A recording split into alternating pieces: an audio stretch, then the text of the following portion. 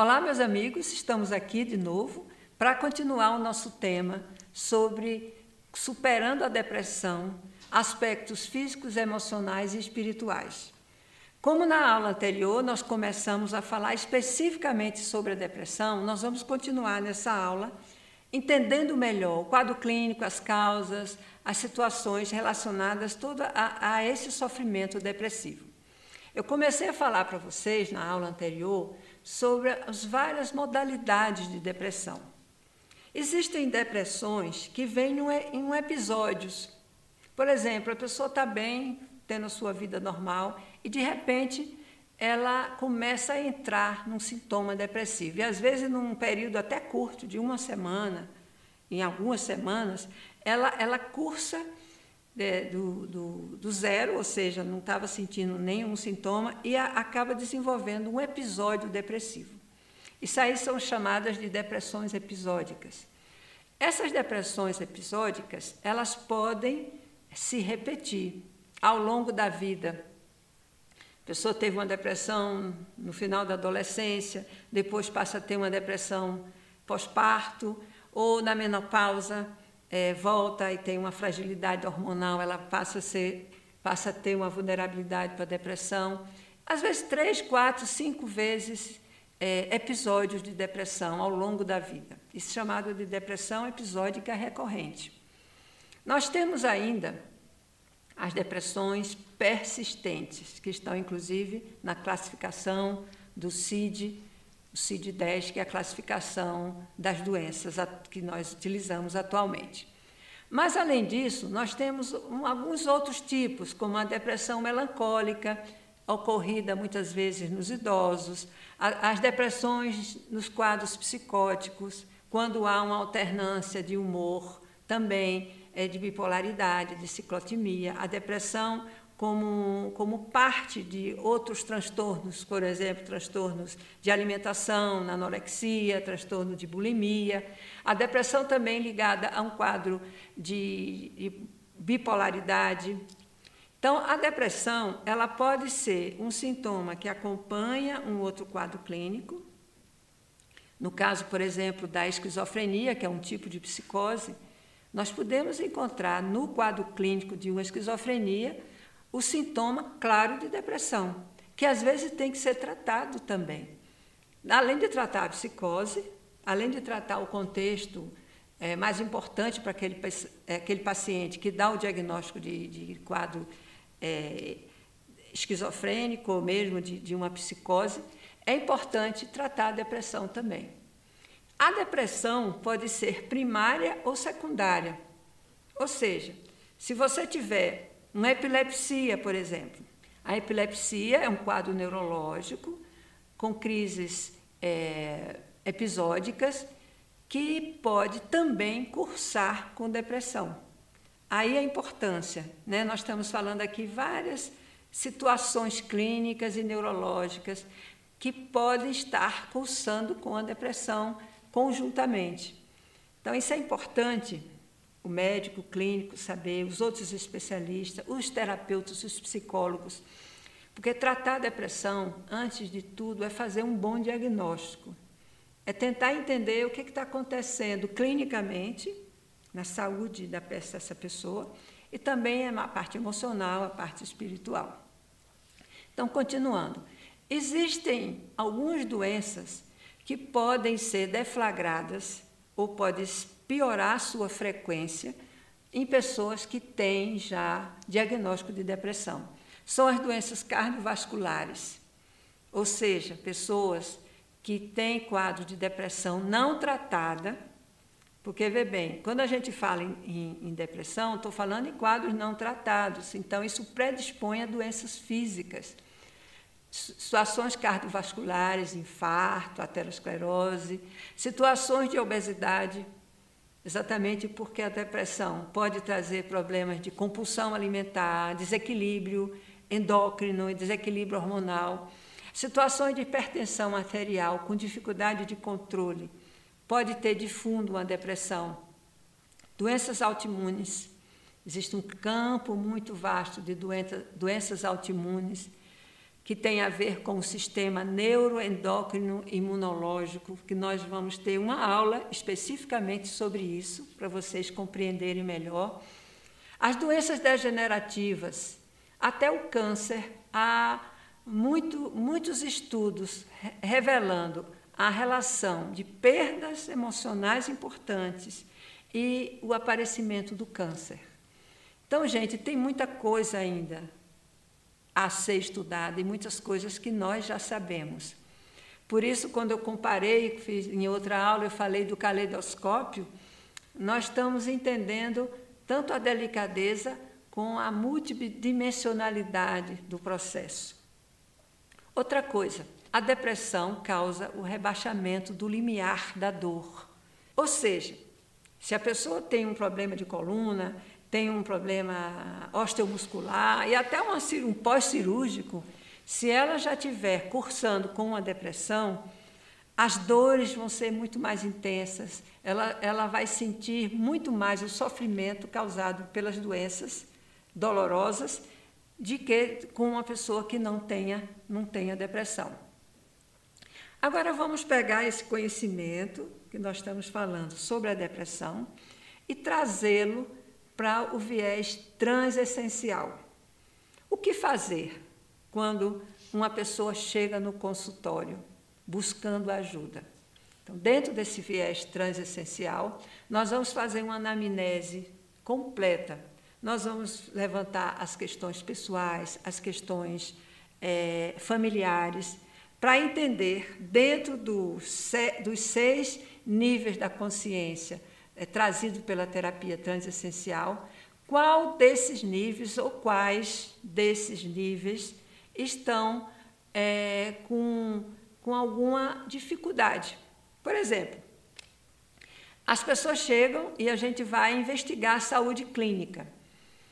A pessoa já teve um quadro suspeito de hipotiroidismo, mas que não tomou o remédio ou parou de tomar e não está sabendo como é que está a sua tireoide. É muito importante investigar as glândulas, o sistema hormonal, a tireoide, o sistema hormonal dos ovários, dos testículos, do sistema da supraadrenal, que secreta o cortisol e adrenalina e noradrenalina. Porque essas glândulas, elas têm uma ligação direta com a formação de uma depressão.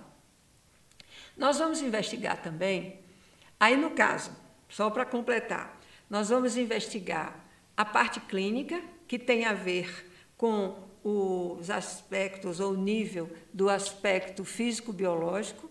Vamos investigar a parte vibracional, como é que está a relação dela com o tempo, com o movimento, com a vibração, com os seus sensores mais sutis de consciência, além do corpo, que é ligado ao conhecimento dos campos morfogenéticos, que nós vamos falar depois para vocês.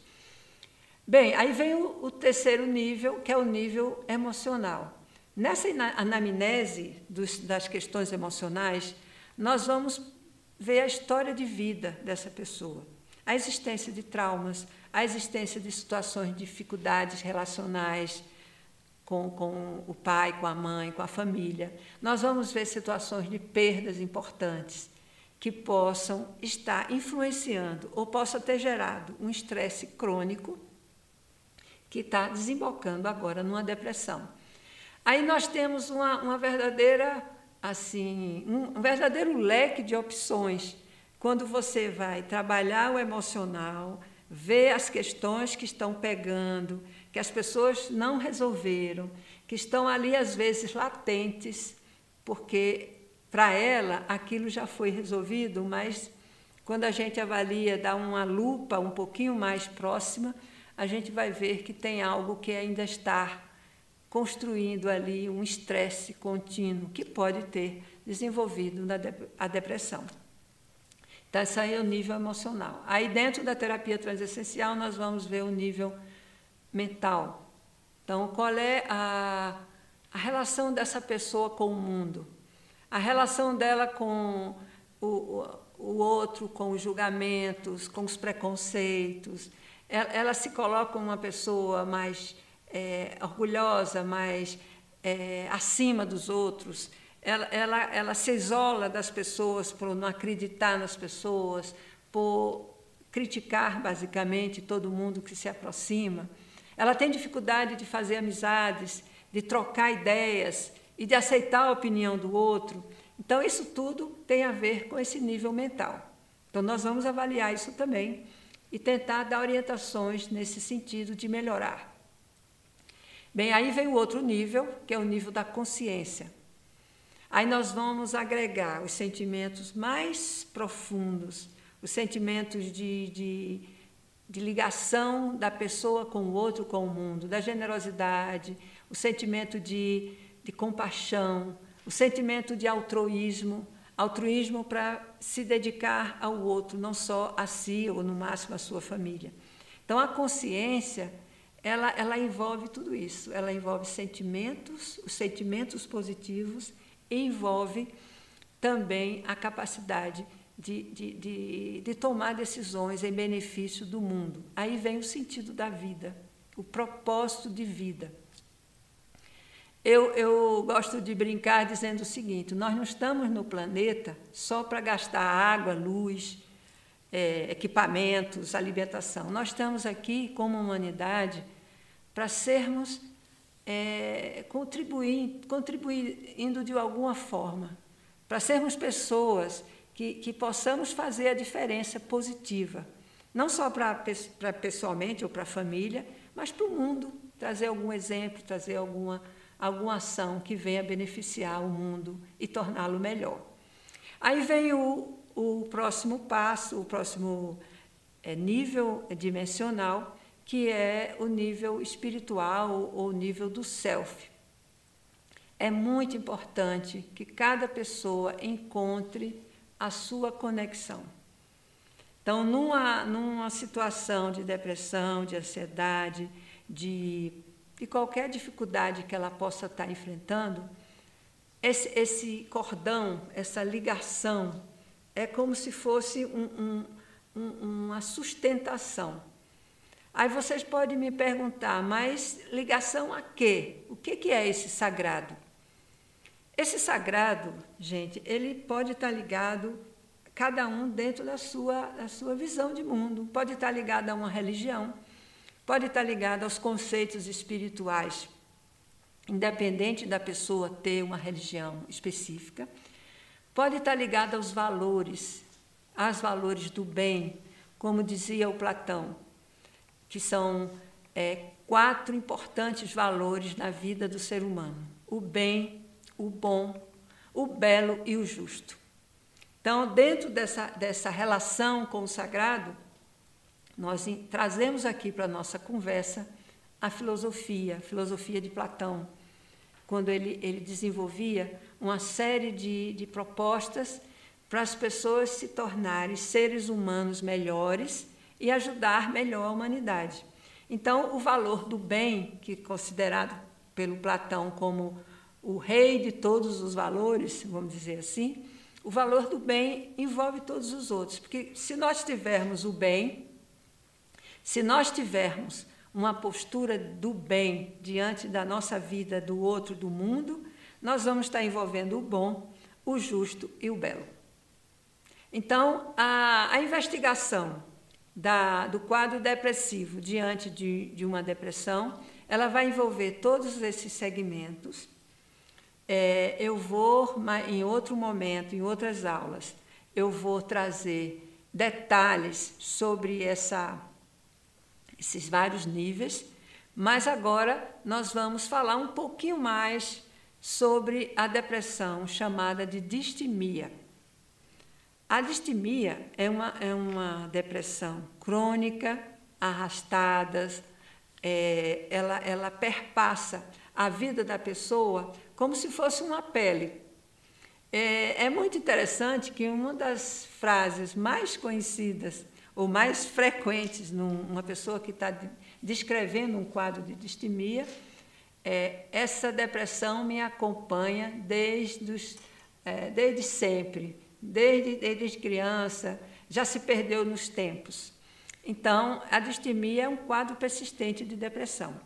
Ela não é uma depressão forte, uma depressão aguda, ela muitas vezes não afasta a pessoa das suas obrigações, nem de situações obrigatórias que ela precisa participar, mas, por outro lado, o sentimento é de peso, a pessoa faz as suas obrigações, coisas até que poderiam ser até agradáveis, poderiam ser até prazerosas, a pessoa sente assim como um desânimo, uma falta de entusiasmo para desempenhar essas coisas. O acordar é difícil, o lidar com as perdas é muito mais complicado, a dificuldade de lidar com o sofrimento de si mesmo e do outro. Então, a distimia, para se ter um diagnóstico de distimia, a psiquiatria pede pelo menos 2 anos de história arrastada de depressão, e assim o desenvolver do tratamento tem que ser com medicação e psicoterapia no mínimo, além de todas as outras orientações que nós vamos fazer de acordo com aqueles níveis da terapia transessencial. Agora, antes de continuar essa questão do diagnóstico, eu gostaria de falar para vocês, porque quando a gente fala de depressão persistente, nós estamos, às vezes, até preocupando, né? Você que está ouvindo esse curso, não quer dizer que não tenha tratamento, não tenha superação e, às vezes, cura. Tem, sim.